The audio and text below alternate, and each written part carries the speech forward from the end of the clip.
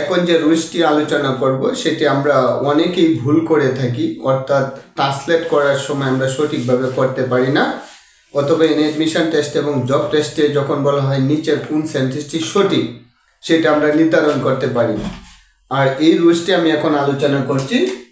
তাহলে লক্ষ্য করেন, যেমন একাংশ ব্যতীত সকল ভগ্নাংশ সাধারণত সিঙ্গুলার ভার্ব হয়, তবে প্লুরাল ভার্বও হইতে পারে।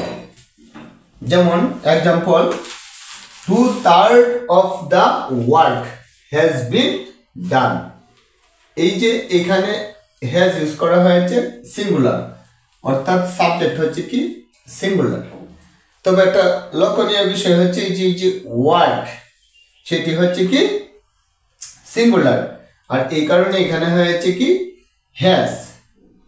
আর আমরা অনেকে মনে করি এই যে 2/3 টু একটা ফ্লোরাল, সুতরাং সাবজেক্টটা ফ্লোরাল, কিন্তু না, এই যে 2/3 অফ দ্য ওয়ার্ক, এই যে যখন এখানে সিঙ্গুলার হবে তখন ভার্বটা হয়ে যাবে কি সিঙ্গুলার।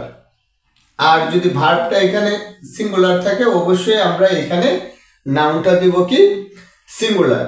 এই বিষয়টাই লক্ষ্য রাখতে হবে।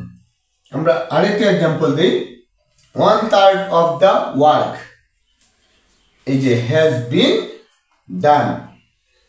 এই যে 1/3 এর পরেও এই যে সিঙ্গুলার নাউন হয়েছে ওয়ার্ক, সুতরাং সেটা হয়েছে কি হ্যাজ, অর্থাৎ আমরা সিঙ্গুলার ভার্ব ইউজ করব। যখনই আমরা এখানে নাউনটা দেখব সিঙ্গুলার, তখনই আমরা এখানে 1/3 থাকা সত্ত্বেও বা 2/3 থাকা সত্ত্বেও আমরা ভার্ব ইউজ করব কি সিঙ্গুলার। আমরা সবাই জানি সাবজেক্ট সিঙ্গুলার হলে ভার্ব সিঙ্গুলার, সাবজেক্ট ফ্লোরাল হলে ভার্ব ফ্লোরাল। এই সাবজেক্টটা সিলেক্ট করতে যেই সিঙ্গুলার না ফ্লোরাল সেটা আমরা অ্যাডমিশন টেস্ট অথবা জব টেস্টে অথবা ট্রান্সলেট করার সময় আমরা সেটা ভুল করে ফেলি।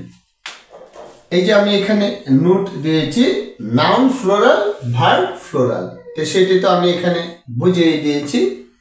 আরেকটা এক্সাম্পল দিচ্ছি, যেমন 2/3 অফ দ্য অ্যাপেলস, এই যে অ্যাপেলস, এই যে এখানে এস যুক্ত করা হয়েছে, অর্থাৎ নামটি হয়েছে কি ফ্লোরাল, সুতরাং আমরা ভার্ব ইউজ করব কি ফ্লোরাল, এই যে হ্যাভ।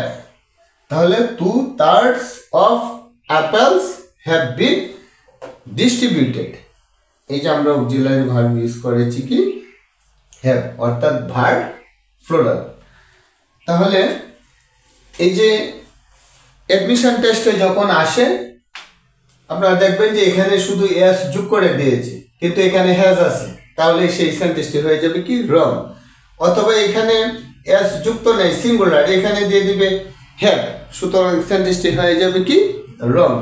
অর্থাৎ একটা লেটার অ্যাড করে দিবে, সেন্টেন্সটি রং হয়ে যাবে। এই জন্যই মূল বেসিকটা যদি ভালোভাবে স্ট্রং করা যায় এবং এই রুলসটা মনে থাকে বেসিক্যালি, তাহলে অ্যাডমিশন টেস্টে অথবা জব টেস্টে যে কোনো প্রকার এই সেন্টেন্সগুলো যে কোনোভাবেই দেও সেটা প্রপার আনসার করা যাবে। এই ছিল আজকের এই অংশ। পরবর্তী অংশে আবার দেখা হবে।